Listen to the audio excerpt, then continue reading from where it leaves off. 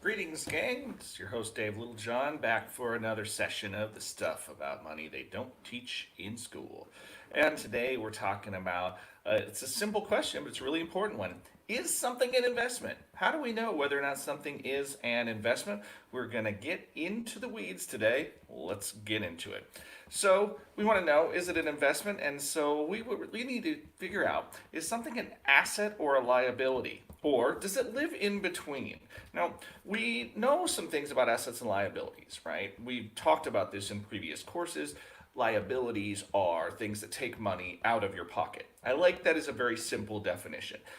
Liability can also be a legal definition, something like I have a risk, and that risk is that if something happens, it could cost me money, right? If I own a swimming pool and there's a risk that somebody falls in the swimming pool and get hurt or they drown or something like that, that's a risk that I own. So I can own a liability in that sense. But today we're talking about a very simple personal balance sheet question, okay? Now remember, balance sheet, it's kind of an accounting term. It's like if you just made a list of everything you had. Hey, I wrote it on paper. Here's my list of what's the stuff that I have that costs me money, and those are liabilities or expenses. And then what are the things that make me money, and those are assets. We'll talk about those in a minute. But liabilities are important to understand, right? Let's take a look. I found kind of a fun graphic, just so credit to where credit is deserved, right? If you go to napkinfinance.com, they've got a bunch of these cool infographics, but I like the way this is described. So, what are things that are liabilities? You can see on screen here things like mortgages or leases, maybe a car payment, if you have credit cards or student loans. These are all things where you spent some money and now you have to pay it back. That payback requirement is your liability, right?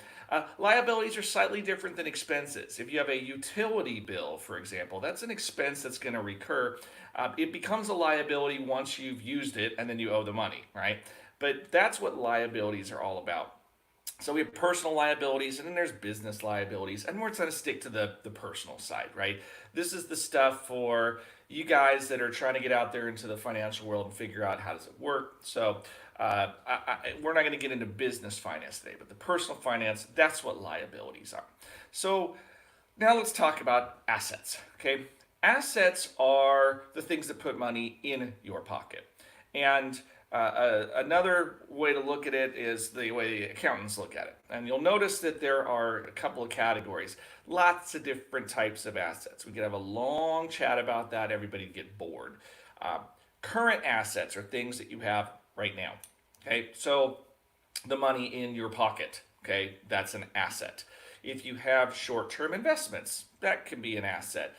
If people owe you money, believe it or not, that's an asset, whether or not you can collect it, right? So we call it accounts receivable, right? Somebody owes me money, so I am gonna, when I get it, it becomes an asset. It's not that it's a liability. What it is it's a wild card, whether or not they pay us back. So in that sense, the asset is not yet, it's owed to us, so we can count it as something that's owed, but it's not something that we have yet. So it's like, well, if they pay me back, then I'll have the asset, but it's an asset in theory.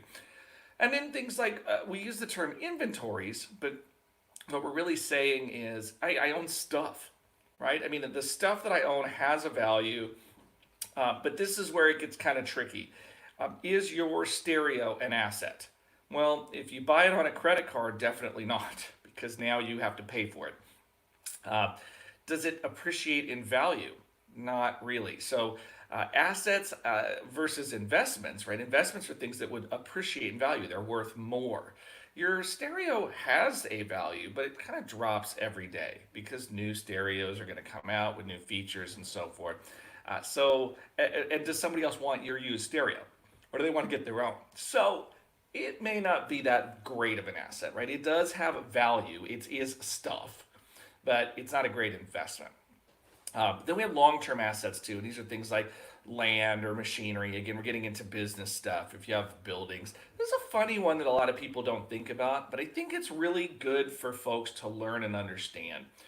If you have a patent or the right to do something, like if you write a book and you are able to sell that book and people will pay you for it, then you can copyright the content of the book. Well, that's value, right? I mean, that's called intellectual property.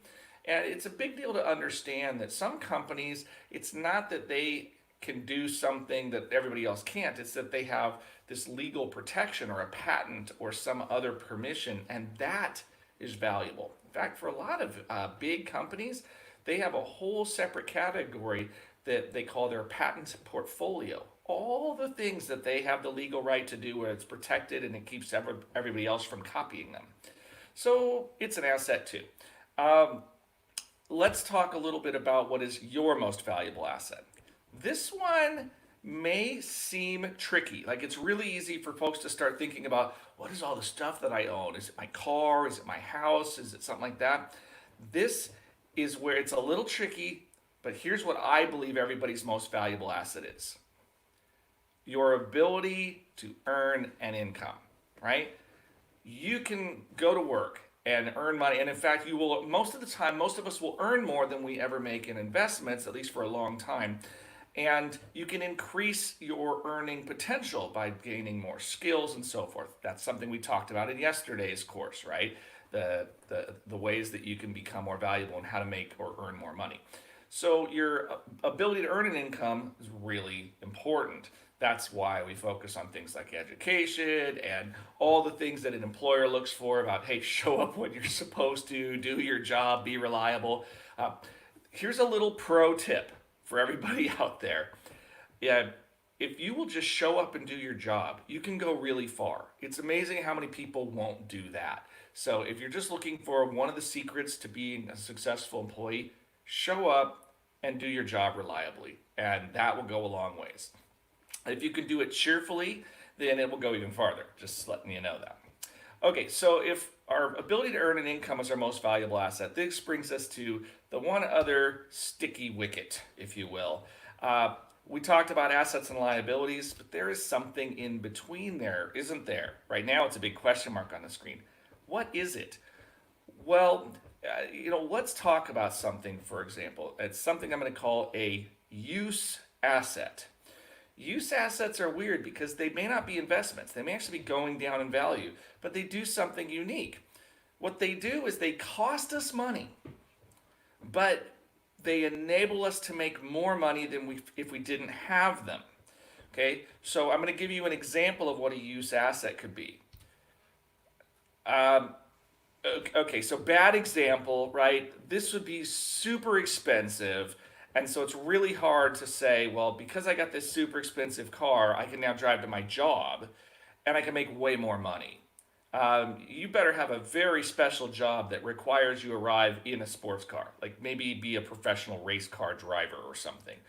Otherwise, maybe we look at this as a more reasonable example, but a car is it's an asset technically on the books, right? Like I own this thing, so it has some value, but it's a depreciating asset. Every year, and as I drive it, it's worth less and less and less.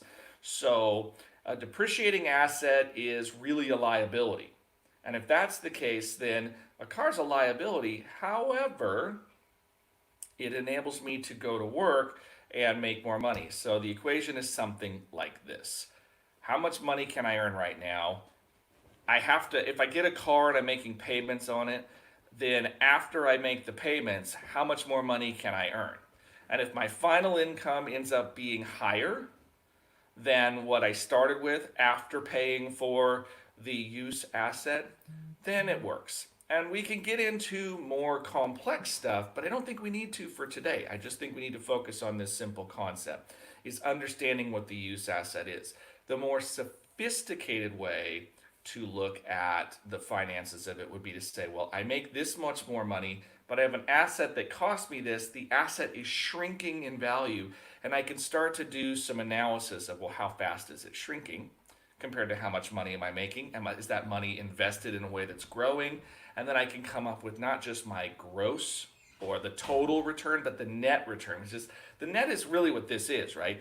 The starting income, and then when you say all the stuff that I started with, we call that gross. I mean, it's a funny word too, right? But gross just means add it all together, and then net means take the expenses out of it. And so my profits or my net is what happens after I take all the expenses out. So, anyway, that's the key when we look at assets versus liabilities and assets that are dropping in value. But if they enable us to make more money, they can be considered use assets.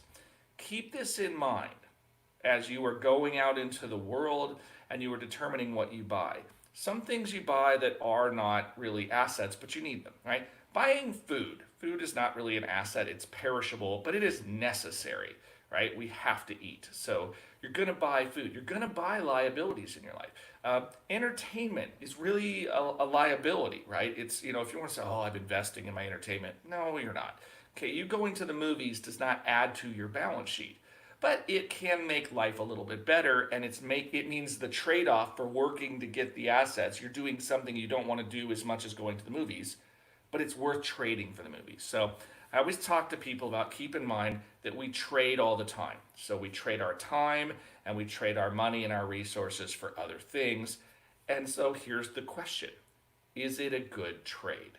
Okay, it sounds like if that sounds a little bit like an investor mentality, it's because it is. Okay, so is it a good trade? This is a millionaire mindset kind of thing that we talk about sometimes.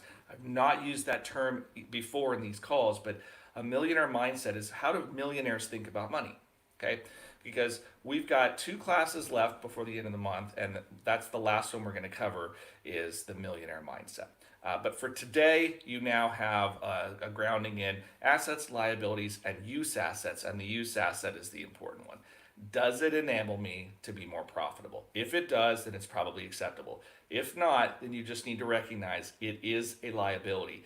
And if your liabilities outnumber your assets, then you will have a negative net worth, right? Because my gross assets, all the stuff I own, minus all of my liabilities, assets minus liabilities equals net worth. And if you ever heard that term net worth before, it's how much is all of my stuff worth after I balance my assets against my liabilities. So we like positive net worth, and I hope that you do too.